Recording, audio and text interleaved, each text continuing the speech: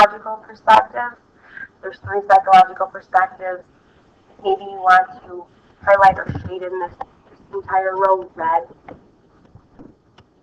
The first one we're going to look at is the psychodynamic perspective, also maybe sometimes considered the psychoanalytical perspective.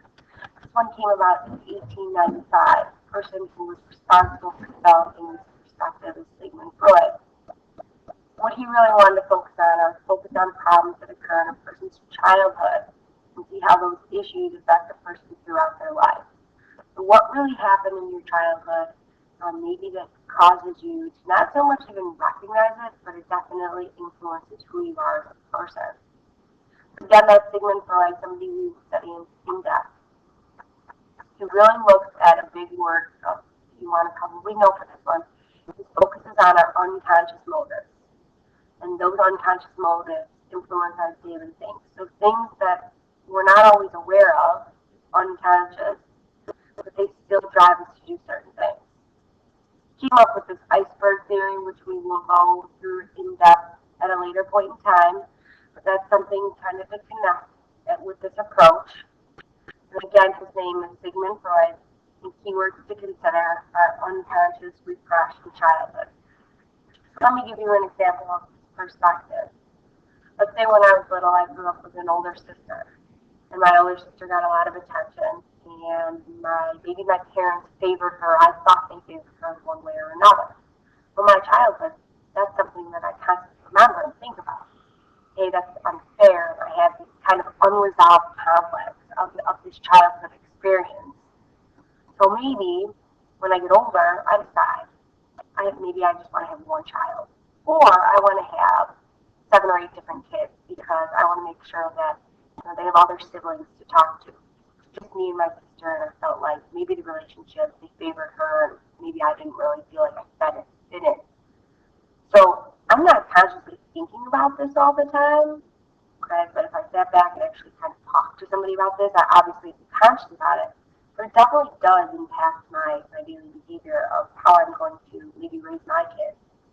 Another example of this could be, let's say, when you were little, your childhood, you were raised in a household with lots of fighting, and your parents you ended up getting a divorce.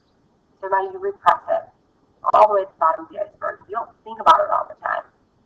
Maybe you never think about it at all. It's so painful. But when you get older and you grow up, you start realizing you can't stay in a steady relationship, and you don't like being in relationships, or you never want to particularly get married. Well, if you stop and think about it, we're thinking on Freud's belief, he believed that probably that pain that was down at the bottom of the iceberg really impacts your daily actions, really kind of influence whether or not you want to date or get married when you are older. Again, there's many situations that we will look at like this. And this is Sigmund Freud's belief. It's not the do-all, end-all. That's kind of the psychodynamic perspective.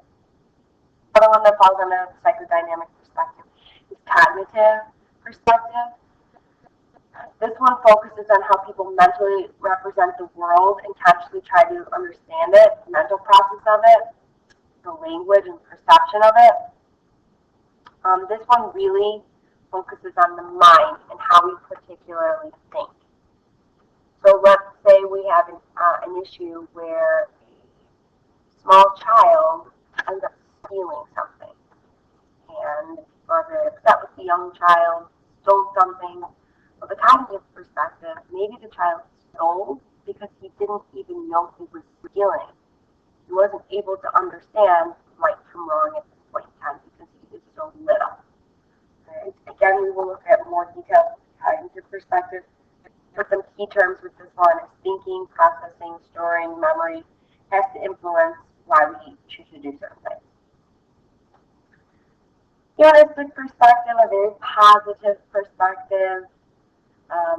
It was in the 1960s. At that point in time, a lot of people were peace, love, and maybe it's not people don't act because of their unconscious thoughts. Maybe people act because they have goals set for themselves. If they don't have a goal, then maybe they won't move forward and act positively. This perspective is people have the right to free will. They have the right to make their own choices in life. Many of the decisions that people make are they're trying to self-fulfill themselves and trying to make ourselves better. This one focuses on how our choices shape who we become, and we look for the meaning of life. So let me give you an example here. What humanistic perspective with me is, I had a group of freshmen, all different freshmen, and humanistic perspective says that anybody can do anything. They put their mind to it. So if I had all my freshmen decide to set goals, and most of them, let's say some of them wanted to get an A in this class and a B in that class. But 5 of my freshmen didn't want to set goals. They didn't see much worth in it. They decided that they never were going to go to college, or they never were going to graduate high school. Their behavior might not be so positive because they don't have any goals set for them in the future, which might influence their behavior. Humanistic perspective is everybody has the right to be positive and make successful changes in their life if they have goals set. And I believe that that's important. If you have a goal set, you're more prone to be a more positive person. Key figures with this that we'll look for is Carl Rogers is somebody. The way I remember it is Mr. Rogers was so happy. So Carl Rogers is somebody who promoted this one. And then Abraham Maslow, if you ever heard of the hierarchy of needs, that is something that we will be taking a more in-depth look at in class. Keywords to consider: growth, human potential, and success.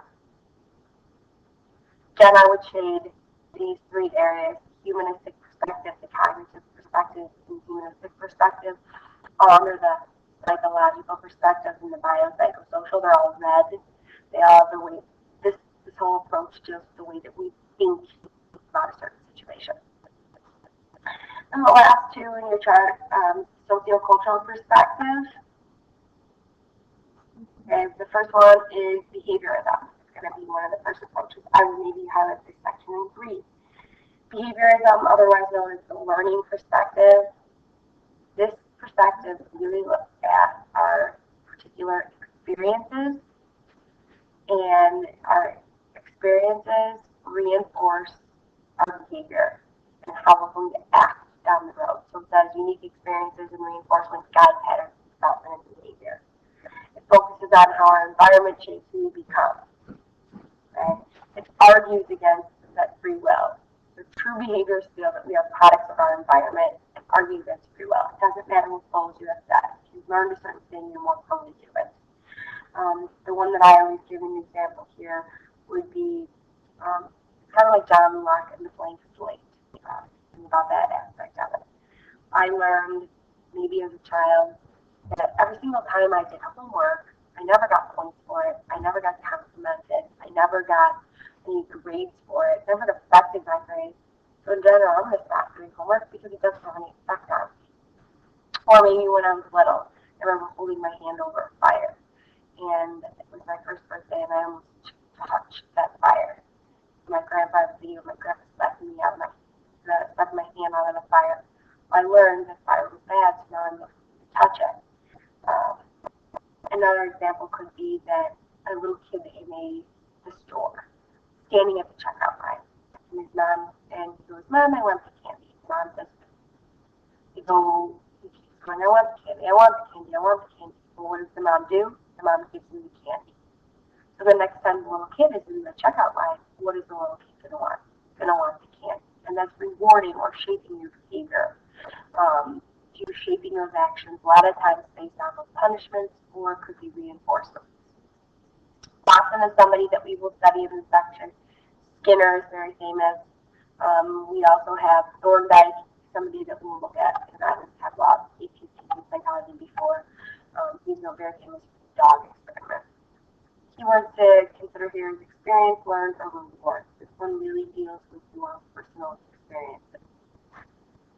And then last but not least is the sociocultural perspective. Your culture really influences who you are. Individual differences are created by your sociocultural factors. It focuses on maybe your ethnicity, your gender, your socioeconomic status, and how that influences your behavior. Somebody very famous is Zimbardo that studies sociocultural perspective, and things to consider are your culture, your society, your peers. Here at Leiden, very positive in club involvement, very positive in sport involvement. So you're now, you're fostered in somewhere that's a happy, positive place. You want to be a part of. Maybe other schools don't foster all the clubs, and so maybe you would never be interested in joining a club particularly. This is more influencing your particular culture and how that. So again, we've kind of talked about the 8 different approaches you do need to go in class. They do fall into this biopsychosocial approach that not just one perspective influences your behavior, maybe 8 different perspectives influence your behavior. You have the bio perspective that you guys didn't know of, the neurobiological perspective, also known as the biological perspective. You have the behavioral genetic, which is your genes, and then lastly you got evolutionary. All these deal with the bio of an individual. You then have the psychological perspective. I really did this one in red. Psychological perspective has to do with your unrepressed thoughts as childhood. It's humanistic, positive, you can be a better person. And lastly, you have the cognitive perspective. Cognitive perspective is your thought process and how that is going to influence you down the road. All of these has to do with thinking, your mindset. And then the last one, sociocultural, is more your environment. Sociocultural perspective, how is your particular culture influencing you? Behavioral, how is your past experiences influencing your behavior? And these two, maybe in your house, were in green. So make sure that you have 8 different rows, okay, and 8 of these perspectives are filled in. I would make sure you're able to connect the key terms to each of the different perspectives. And I know if you have looked through your packet, you also noticed that you have a great chart on page 33. Take a look at it with additional key terms that will help you remember each of the different approaches. And I will see you in class.